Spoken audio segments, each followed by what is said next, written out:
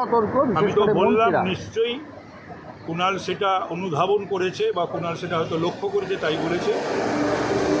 যদি এটা হয়ে থাকে তাহলে আগামী দিনে যেন আমরা সমস্বরে সকলে মিলে যেন বিজেপিকে বা বিজেপির যারা আমাদেরকে এইভাবে মাননীয় মুখ্যমন্ত্রী মমতা বন্দ্যোপাধ্যায় থেকে শুরু করে দলকে আক্রমণ করে, তাকে বা তাদেরকেও একইভাবে প্রতি আক্রমণ করা উচিত। আপনি তো নিজে যথেষ্ট আক্রমণাত্মক, বিশেষ করে শুভেন্দু অধিকারীর ক্ষেত্রে বহুবার আপনি চোর বলেছেন, ইত্যাদি বলেছেন।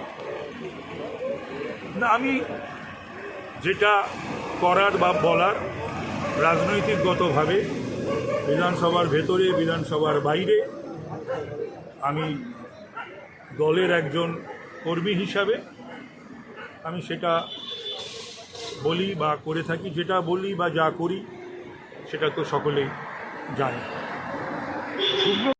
এটা নিয়ে আমি সেরকম কিছু কথা বলবো না। তবে নিশ্চয়ই নন্দীগ্রামে যে ঘটনাটা ঘটেছে আদালতে বিচারাধীনও বটে,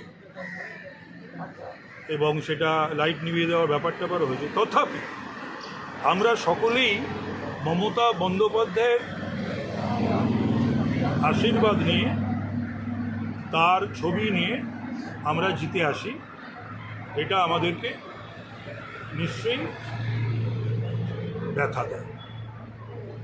অভিষেক বন্দ্যোপাধ্যায় যদি নেতৃত্ব দেন, এই যে গতকাল সুব্রত বক্সির একটি মন্তব্যকে ঘিরে যে বিতর্ক, কী বলবেন? এই যদি শব্দ নিয়ে ইতিমধ্যেই প্রশ্ন উঠতে শুরু করে। সেটা হয়তো সাধারণত বক্সি তো কোনো বিবৃতি বা বাইকটাই দেয় না।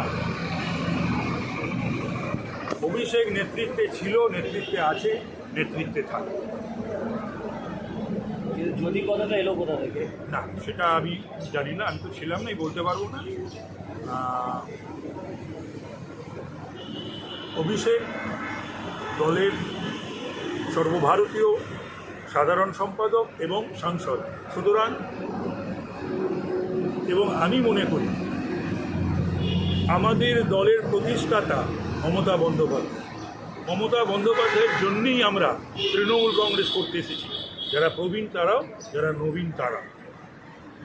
এবং জোড়াফুল বলে সিম্বল, কিন্তু সিম্বল মমতা ব্যানার্জি, মুখটাও কিন্তু আমাদের বাংলার মানুষের কাছে সিম্বল।